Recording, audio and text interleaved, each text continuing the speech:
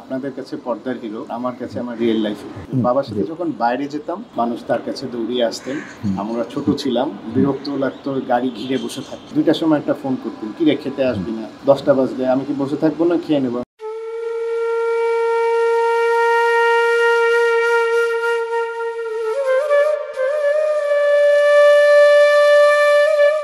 তো এই যে ফোন কলগুলা, এখন আব্বা নামে ফোন কলটা আসে।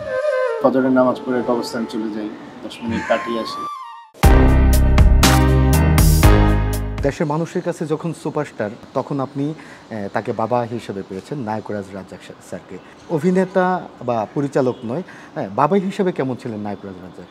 বাবার সাথে যখন বাইরে যেতাম, তখন আমার মনে হতো যে আমি নায়করাজ রাজ্জাক সাহেবের ছেলে, কারণ মানুষ তার কাছে দৌড়িয়ে আসতেন।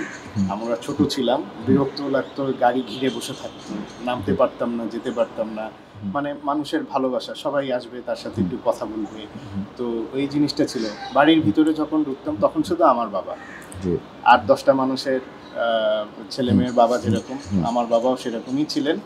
পড়াশোনা ঠিকমতো করছি কিনা খবর নিতেন, কোথাও বাইরে যাচ্ছি কিনা খবর নিতেন। ওনার স্ট্রিক্ট অর্ডার ছিল, স্কুল মিস করা যাবে না, কোচিং মিস করা যাবে না, স্যারের লেসন মিস করা যাবে না, মাগরিবের আজানের সময় বাসায় দেখতে চাই। সব ভাই বোনের উপর ইনস্ট্রাকশন ছিল। এবং মনে করেন সন্ধ্যা নামছে, যেখানে থেকে খেলার মাঠে থাকলেও খেলা ছেড়ে চলে আসতো, তাই সময় হয়ে গেছে, যেতে হবে।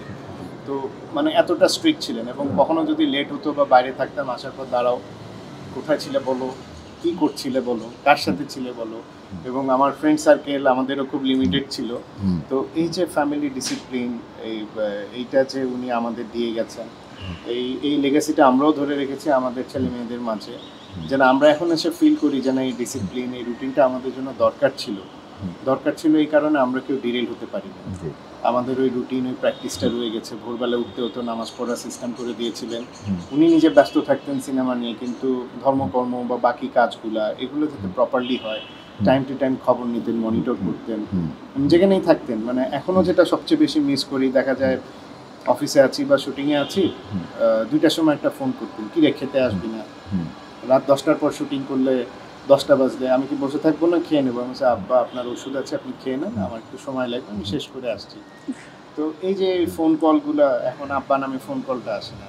তো এটা মনে করেন যাদের বাবা মা নেই, যারা হারিয়েছে, তাদের ওই ফিলিংটা হয়, আমারও ফিলিং হয়, আমরাও তো মানুষ। তো এই জিনিসগুলো আসলে ছোট ছোট জিনিস, বাট খুব মিস করার মতো ব্যাপার। সবার বাবাই সবার কাছে সেরা। আপনার বাবা কেন সেরা আপনার কাছে? আমার বাবা আপনাদের কাছে পর্দার হিরো, আর আমার কাছে আমার রিয়েল লাইফ। কেন জন্য আমার বাবা সেরা।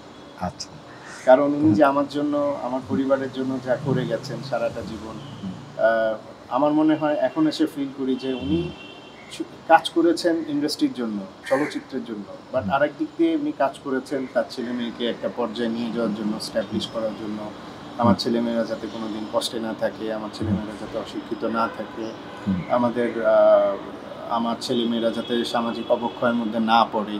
হ্যাঁ, আমি মনে করবো উনি পর্দায় যেরকম সাকসেসফুল ছিলেন, পর্দার পিছেও সে, আমি বলবো, একজন সাকসেসফুল ফাদারও ছিলেন। উনি এভাবে ফ্যামিলি রেখে গেছেন, আমাদেরকে রেখে গেছেন। আমরা চাইলেও কিন্তু হুটহাট করে কোনো খারাপ কাজ করতে পারবো না, অন্যায় দুর্নীতি করতে পারবো না, আমাদের প্র্যাকটিসের। এবং উনি সবসময় একটা জিনিস বলতেন, কষ্ট করে থাকবে, ডাল ভাত খেয়ে থাকবে, কিন্তু অন্যায়ের দিকে যাবে না। কোনো ইললিগাল মিনস বা কোনো শর্টকাট উনি পছন্দই করতেন না। এই জন্য উনি সুপার হিরো আমার কাছে। আজ বিশ্ব বাবা দিবস, এই দিনে বাবাকে কিভাবে স্মরণ করবেন?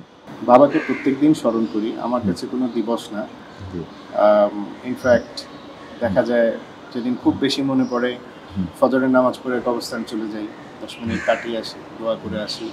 আমার কাছে প্রত্যেকটা দিন বাবা দিবস। মানে ইনফ্যাক্ট আমি খেতে বসলেও মনে হয় আমার পাশে বসে খাচ্ছি। মানে শেষ দিকে সময়টা তো উনি রিটায়ার করেছিলেন, 4-5 বছর উনি কাজ করেন নাই। দেখা যেত দুবেলার খাওয়াটা ওনার সাথে খেতাম যদি কাজ না থাকতো। সিম্পল জিনিস, একটা অমলেট আম্মা করে দিত, দেখা যাবে ওইটা নিজে নেওয়ার পর অর্ধেক আমার প্লেটে তুলে দিত, বা যেদিন আমি খেতাম আমারটার থেকে অর্ধেক ছেড়ে নিয়ে খেত। এটা কিন্তু একটা সাধারণ ব্যাপার, কিন্তু এই জিনিসগুলো এখন খুব মনে পড়ে। এটাই প্রত্যেক দিন বাবা দিবস। বাবা আছে ছিলেন বলে আমরা আছি। সব বাবা, সব ছেলে মেয়ে সন্তানদের কাছে অবশ্যই অমূল্য সম্পদ। বাবা দিবসে নায়করাজ রাজ্জাক অভিনেতা নয়, বাবা হিসেবে যদি দর্শকদের উদ্দেশ্যে কিছু বলেন। বাবার যে অফুরান ভালোবাসা আমি পেয়েছি, আমি নিজেকে সৌভাগ্যবান মনে করি। আমরা সব ভাই বোন বাবার যে ছায়া পেয়েছি, যেভাবে উনি আমাদের লালন পালন করে গেছেন, পরিবার আঁকিয়ে রেখেছেন, আমরা এখনও সবাই একান্নবর্তী পরিবার আছি। বাবা নেই তো কী হয়েছে, যেভাবে উনি ট্রেন আপ করে দিয়ে গেছেন, সব ভাই বোন আমরা একসাথেই আছি একান্নবর্তী। আপনারা দোয়া করবেন যে ওনার যে আদর্শে আমরা বড় হয়েছি আদর্শ ধরে রাখতে পারি, কারণ আমাদের আদর্শ ঠিক থাকলে উনি আজীবন বেঁচে থাকবেন। এটাই আমাদের কাম্য আসলে।